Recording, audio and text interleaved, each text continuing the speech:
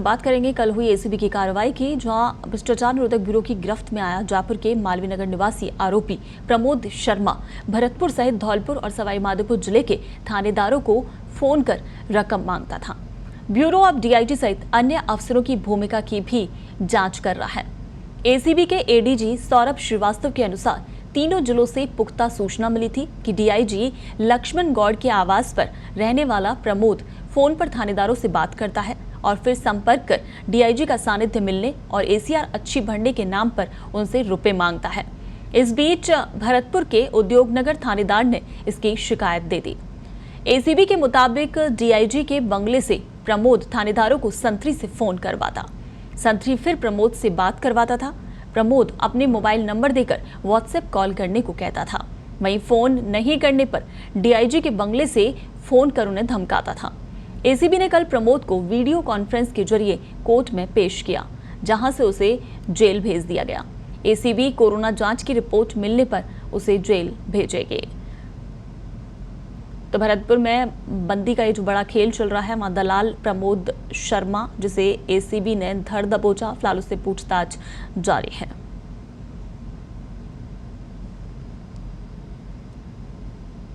तो 5 लाख रुपए की रिश्वत के इस खेल में पकड़े गए प्रमोद शर्मा से एसीबी पूछताछ शुरू करेगी जल्द ही।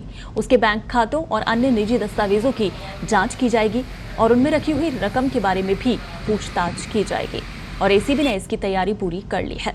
वहीं उधर सीनियर आईपीएस लक्ष्मण गौड़ से पूछताछ करने की प्रक्रिया चैलेंज बनी हुई है।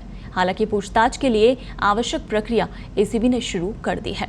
एसीबी अफसरों ने पूछताछ में बताया है कि 6-7 साल पहले प्रमोद शर्मा मालवीय नगर से पार्षद चुनाव लड़ना चाहता था। दिग्गज भाजपा नेताओं के साथ उसने अपने फोटोज भी खिंचाए थे और पार्टी की होने वाली बैठकें भी वो ज्वाइन करता था। मालवीय नगर के दिग्गज नेता के वो लगातार संपर्क में था और उसने मालवीय नगर के चुनिंदा क्षेत्र में अपने पोस्टर भी लगवाए थे ताकि लोगों के बीच उसका संपर्क बढ़ सके। पार्टी की होने वाली रैलियों में भी वो दिग्गज नेताओं के दाएं बाएं ही रहता था। हालांकि बाद में उसे टिकट नहीं मिला और उसका ये सपना पूरा नहीं हुआ। उसके बाद भी वो नेताओं के लगातार संपर्क में रहा।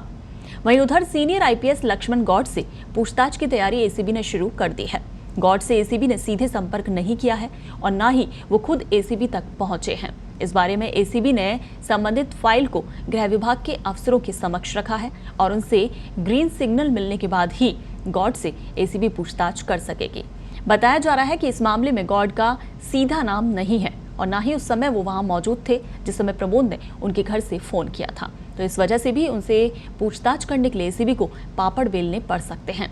वहीं उधर लक्ष्मण गौड़ के बंगले पर मौजूद उनके निजी सरकारी स्टाफ पर गाज गिरना तय है। 2 से 3 स्टाफ को करीब हटाया जा सकता है। चलिए, इस पूरे मामले पर ज्यादा अपडेट के लिए हमारे सहयोगी जयंत फोन लाइन पर हमारे साथ जुड़ गए हैं।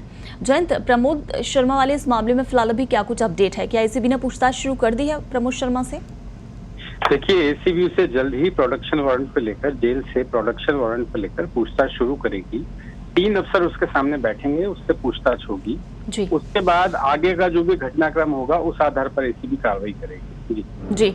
वहीं जयंत, जो सीनियर आईपीएस हैं लक्ष्मण गौड़, जिनके घर से फोन ये करता था प्रमोद शर्मा, फिलहाल उनसे जो सामने आ रहा है कि एसीबी है वो सीधे सीधे पूछताछ नहीं कर सकती है क्योंकि उनका नाम सीधे तौर पर सामने नहीं आ रहा है। तो उसके लिए कौन सी प्रक्रिया है जो कि अपनाई जा रही है एसीबी की तरफ से?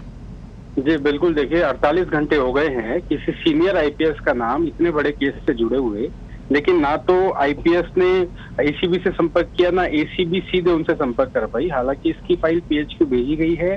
पुलिस मुख्यालय से इस फाइल को गृह विभाग के अफसरों के समक्ष रखा गया है। वहां से ग्रीन सिग्नल मिलने के बाद ही लक्ष्मण गौड़ जो सीनियर आईपीएस है उनसे पूछताछ होगी। हालांकि बताया जा रहा है कि इसकी संभावना कुछ कम है। उधर जो संतरी और 2 अन्य स्टाफ जो डीआईजी के बंगले पर तैनात है मौजूद हैं, उन पर गाज गिरना लगभग तय है। और एक चीज ये भी बताई जा रही है कि पिछले करीब 2 से 3 सप्ताह से प्रमोद वहीं पे डेरा डाले हुए था, वहीं ठहरा हुआ था जी। कुछ दिन वहाँ दिन में वो वहां रहता और सुबह शाम जो है अपने और कामों के लिए वो वहां से कुछ देर के लिए निकलता। इसका डीआईजी को भी पता था कि वो वहां रह रहा है, उनके बंगले पे रह रहा है, लेकिन अभी तक उनसे पूछताछ जो है वो संभव है, मुमकिन नहीं हो पाई है। जी। बिल्कुल वही जयंत, प्रमोद की जिस तरह से कल बंगले की जो तस्वीरें सामने आई थी, दिखाया गया था कितना आलीशान बंगला है, क्या उसके बाद उसके अकाउंट्स वगैरह या एसीबी की तरफ से और जो जानकारी जुटाई गई है कुछ निकलकर सामने आया है? कितनी संपत्ति प्रमोद के नाम अभी फिलहाल, इस चीज का कोई खुलासा हुआ है? जी देखिए, कुछ चेक्स मिले हैं, ब्लैंक चेक्स मिले हैं और कुछ अकाउंट हैं, 3 से 4 अकाउंट हैं अलग अलग बैंकों में जो ईसीबी ने फिलहाल सील किए हैं। बड़ी बात यह है कि पिता प्रमोद शर्मा के पिता जो क्लर्क से रिटायर हुए हैं, सरकारी कार्मिक थे, क्लर्क से रिटायर हुए हैं और 4 मंजिल का ये बंगला जिसकी कीमत 8 से 10 करोड़ रुपए मालवीय नगर में जो प्रमोद शर्मा का है, इतने कम समय में इतने प्रमोद शर्मा ने संपत्ति कैसे बनाई ये पता एसीबी लगा रही है।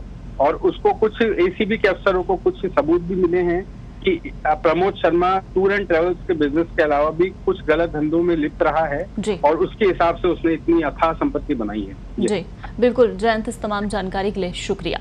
तो बंदी के खेल का ये बड़ा खुलासा प्रमोद शर्मा, फिलहाल अभी एसीबी ने उससे पूछताछ के लिए पूरी तैयारी शुरू कर दी है। उधर सीनियर आईपीएस, उनसे भी पूछताछ के लिए प्रक्रिया को आगे बढ़ाया जा रहा है।